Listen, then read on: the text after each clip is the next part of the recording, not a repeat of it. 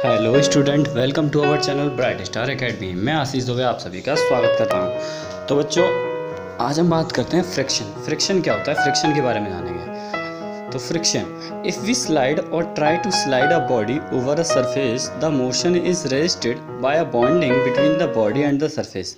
This resistance is represented by a single force and it's called friction. यानी कि अगर हम किसी बॉडी को स्लाइड करने की कोशिश करते हैं या फिर बॉडी स्लाइड करती है, ठीक है, तो उसके मोशन के विपरीत, यानी कि जिस डायरेक्शन में मोशन हो रहा है उसके अपोजिट डायरेक्शन में एक फोर्स काम करता है बॉडी और सरफेस के बीच में। ये जो रेजिस्टेंस होता है रोकता है उसे आगे जाने को। तो जो रेजिस्टेंस होता है, रोकने वाला जो फोर्स होता है, उसी को हम कहते हैं फ्रिक्शन। ठीक है, फ्रिक्शन हमारा एक फोर्स है तो इसकी यूनिट आपकी न्यूटन होगी। ठीक है, the force of friction is parallel to the surface and opposite to the direction of intended motion. यानी कि जो फ्रिक्शन का फोर्स होता है वो क्या है, जो भी सरफेस होती है उसके पैरेलल होता है और अपोजिट होता है। यानी कि अगर हमारा मोशन एक डायरेक्शन में हो रहा है तो उसके अपोजिट जो फोर्स लगेगा ना, उसे रोकने के लिए उस मोशन को, ठीक है, उसे हम कहेंगे फ्रिक्शन। ठीक है, उसके बाद फ्रिक्शन के टाइप्स होते हैं, आपके देख लेते हैं types of friction. Number first आता है हमारा स्टैटिक फ्रिक्शन है, the opposing force that comes into play when object are at rest. यानी कि स्टैटिक फ्रिक्शन क्या होता है कि कोई ऐसा ऑब्जेक्ट है जो कि स्टैटिक पोजीशन पे है और उस समय उस पर कोई अपोजिट फोर्स लग रहा है, ठीक है, तो हम उसे कहेंगे कि ये स्टैटिक फ्रिक्शन है। In this case static friction F equal to P, यानी इस केस में जो F होता है वो P के इक्वल होता है। ठीक है, static friction is a self adjusting force because it changes itself in accordance with the applied force. Static friction क्या है, सेल्फ एडजस्टिंग फोर्स है, क्योंकि ये अपने आप ही चेंज होता रहता है अप्लाइड फोर्स के अकॉर्डिंग। ठीक है, ये था हमारा स्टैटिक फ्रिक्शन। अब हम बात करते हैं लिमिटिंग फ्रिक्शन की। लिमिटिंग फ्रिक्शन क्या है, the maximum value of static friction up to which body does not move is called limiting friction. Limiting friction क्या है, जो स्टैटिक फ्रिक्शन की मैक्सिमम वैल्यू होती है जिसमें कोई भी बॉडी मूव नहीं कर पाती है, उसे हम लिमिटिंग फ्रिक्शन कहते हैं। ठीक है, the magnitude of limiting friction between any two bodies in contact is directly proportional to the normal reaction between them.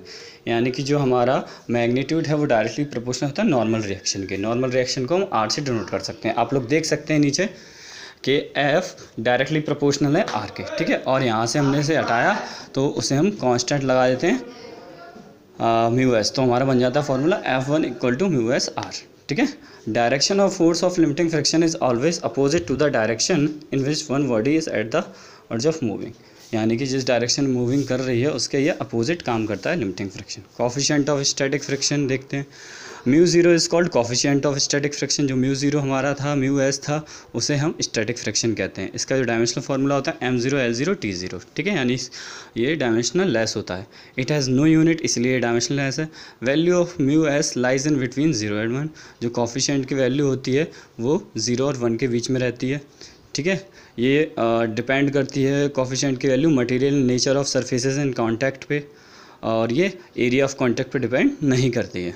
तो ये था हमारा लिमिटिंग फ्रिक्शन। और जो हमारा फ्रिक्शन में थर्ड टाइप है वो है हमारा काइनेटिक फ्रिक्शन। काइनेटिक फ्रिक्शन को हम डायनेमिक फ्रिक्शन भी कहते हैं। ठीक है, if the applied force sets the body in motion, the friction opposing the motion is called kinetic friction. यानी कि अगर कोई बॉडी मोशन में है और वो उसे सेट कर दे, ठीक है, तो उसे हम कहेंगे कि काइनेटिक फ्रिक्शन हो रहा है। हाँ, ठीक है, इस तरीके से जो भी अपोजिट करता है उस मोशन का, उससे हम कह सकते हैं काइनेटिक फ्रिक्शन हो रहा है। हाँ, इसमें क्या है, kinetic friction depends upon the normal reaction. जो काइनेटिक फ्रिक्शन होता है अपना, वो नॉर्मल रिएक्शन पर डिपेंड करता है। ठीक है, तो ये नॉर्मल रिएक्शन का क्या होता है, डायरेक्टली प्रोपोर्शनल होता है। तो F छोटा हमने K बनाया नीचे, क्योंकि काइनेटिक फ्रिक्शन है, ये हमारा डायरेक्टली प्रोपोर्शनल है R के। ठीक है, अब यहाँ से हमने ये डायरेक्टली प्रोपोर्शनल साइन हटाया तो एक म्यू K करके लिया। यहाँ पे जो म्यू K है वो कोफिशिएंट ऑफ काइनेटिक फ्रिक्शन का है। ठीक है, क्योंकि म्यू होता है वो फ्रिक्शन होता है, फ्रिक्शन का कोफिशिएंट होता है। अब हमने उसमें K लगा दिया तो वो काइनेटिक फ्रिक्शन का कोफिशिएंट हो गया। हाँ,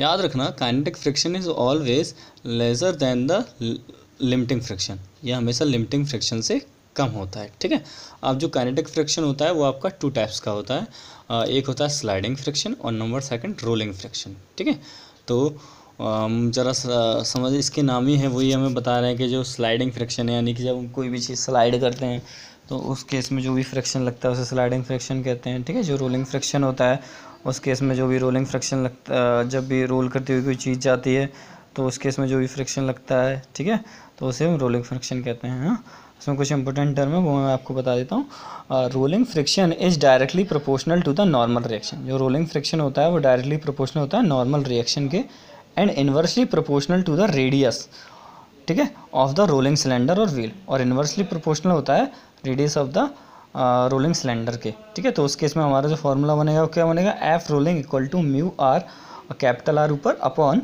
स्मॉल आर नीचे, ठीक है। आर कैपिटल आर यानी हमारी रिएक्शन हो गई नॉर्मल रिएक्शन, स्मॉल आर यानी रेडियस हो गई, म्यू आर हमारा यानी कोफिशिएंट हो गया, ठीक है, कोफिशिएंट ऑफ रोलिंग फ्रिक्शन। हाँ, mu R is called coefficient of rolling friction, it would have the dimension of length and would be measured in metre. इसे हम मीटर में मेजर करते हैं क्योंकि लेंथ होती है। Rolling friction is often quite small as compare to the sliding friction. Rolling friction जो होता है वो बहुत कम होता है, थोड़ा कम होता है अगर कंपेयर करें स्लाइडिंग फ्रिक्शन से, ठीक है।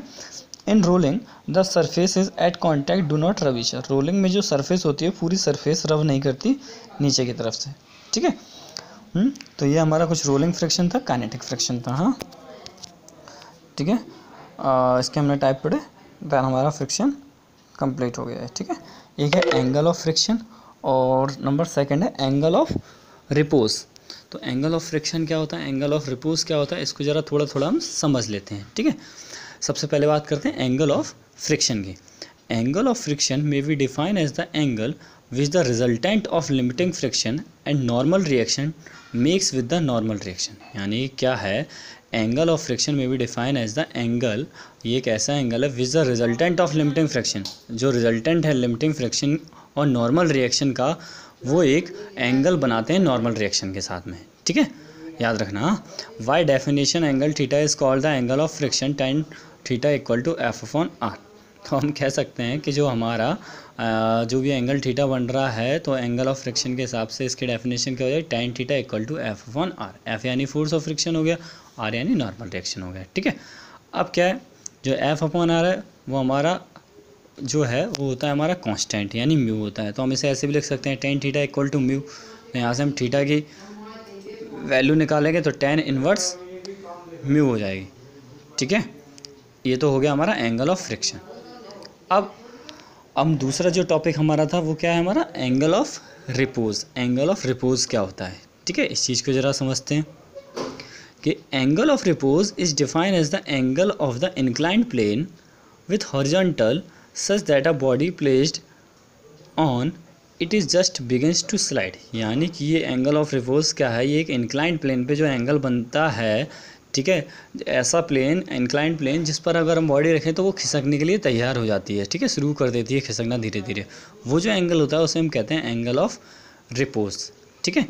हाँ, अब हम तो याद रखना जो एंगल ऑफ रिपोज है ना, ठीक है, वो हमारा एंगल ऑफ फ्रिक्शन के इक्वल होता है, ठीक है। तो जैसा वो है वैसे ही इसमें भी हम निकाल सकते हैं।